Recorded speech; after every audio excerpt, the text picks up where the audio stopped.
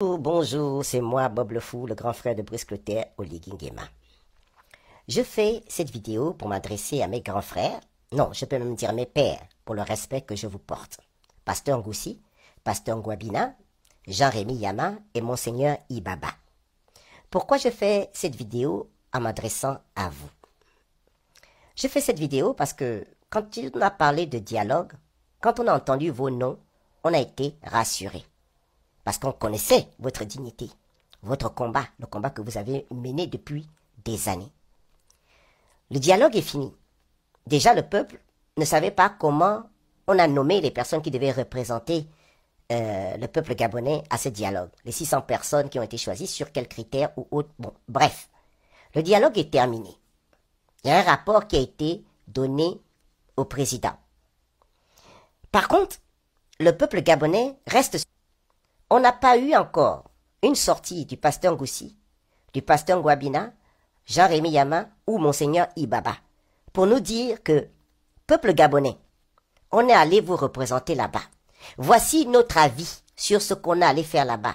Voici nous faire un résumé de vous à nous. On ne dit pas résumé du CTRI au peuple, mais un résumé des personnes, des cautions morales qu'on a en vous, qui sont partis, qui ont été choisis pour ce dialogue. On n'a pas eu ce retour. Et on a une impression, parce qu'on nous a dit que il devait y avoir dialogue et que le peuple devait choisir ce qui devait être validé. Mais on voit que non. On parle plutôt d'un comité de suivi de ce qui a été décidé au dialogue. Mais on ne nous dit pas quand est-ce le peuple va valider ce qui a été dit au dialogue. On nous a parlé de référendum, mais on nous dit que le référendum, ce n'est que pour parler de la Constitution, ou bien pour valider la Constitution. Mais dans cette Constitution-là que vous mettez en place, qu'est-ce que vous validez pour mettre dans la Constitution que nous allons voter demain? Et qui c'est qui valide ça? À quel moment on valide les points qu'on met dans la Constitution? Parce que nous commençons à entrevoir des décisions. On commence à nous amener vers un régime présidentiel. Est-ce que c'est le peuple gabonais qui a voté pour le régime présidentiel? Quelle autre alternative on nous offre? Parce qu'on sait qu'on parle aussi de régime parlementaire.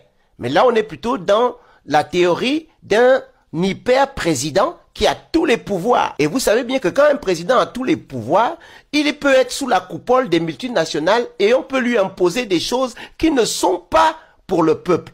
Voilà pourquoi nous avons peur de ces régimes, en disant qu'un régime présidentiel, attention, on va donner trop de pouvoir à mon petit frère Brice Clotaire au Nguema.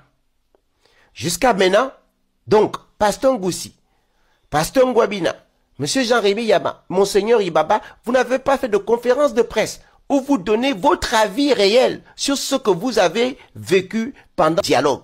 Donc nous sommes en train de constater que ce que vous avez fait au dialogue là-bas, nous on n'était pas là-bas, mais nous sommes en train de constater que tout ça c'est en train d'être mis en place. Mais on ne sait pas à quel moment nous, le peuple gabonais, on aura des mots à dire. On nous parle de bientôt une présidentielle, on va nous parler des mandats de 7 ans que nous là, peuple gabonais, on décide quand, à quel moment que c'est 5 ans ou c'est 7 ans. On vote ça quand? Le peuple gabonais va parler de ça quand? On va pouvoir donner notre avis à quel moment? Que c'est un régime de 7 ans ou c'est un régime de 5 ans? Est-ce que c'est un régime présidentiel? Est-ce que c'est un régime parlementaire? Nous, on parle de ça quand?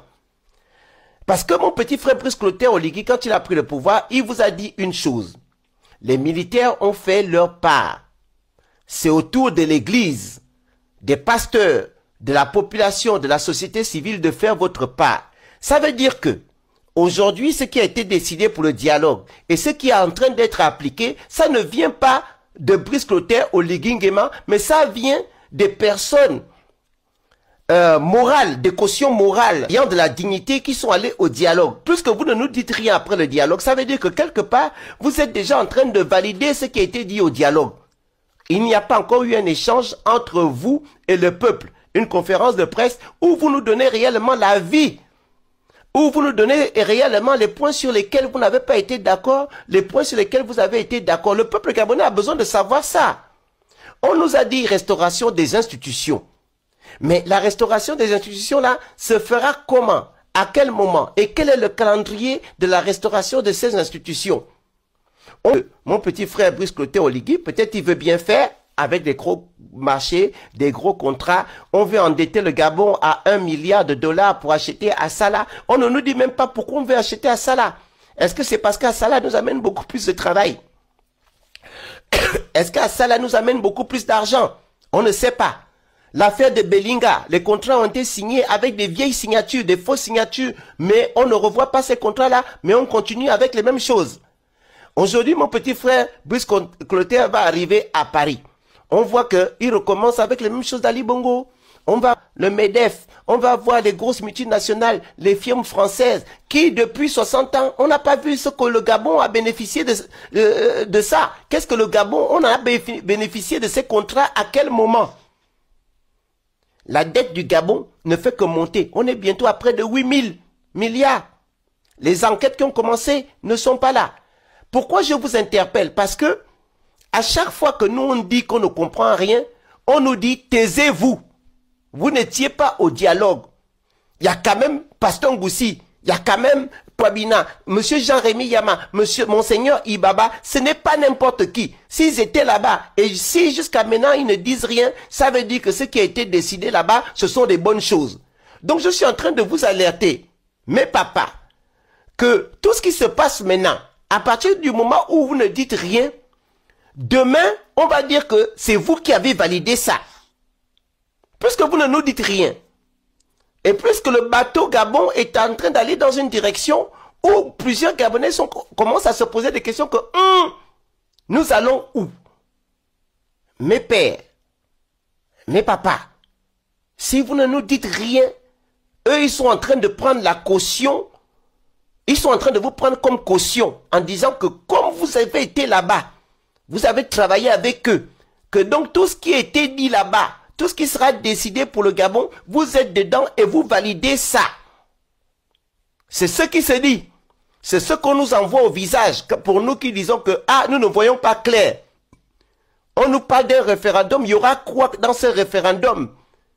Le référendum là va se passer comment? Et le référendum là, c'est sur quel point? Et maintenant, ce que vous avez dit au dialogue là, on fait quand? On valide ça quand?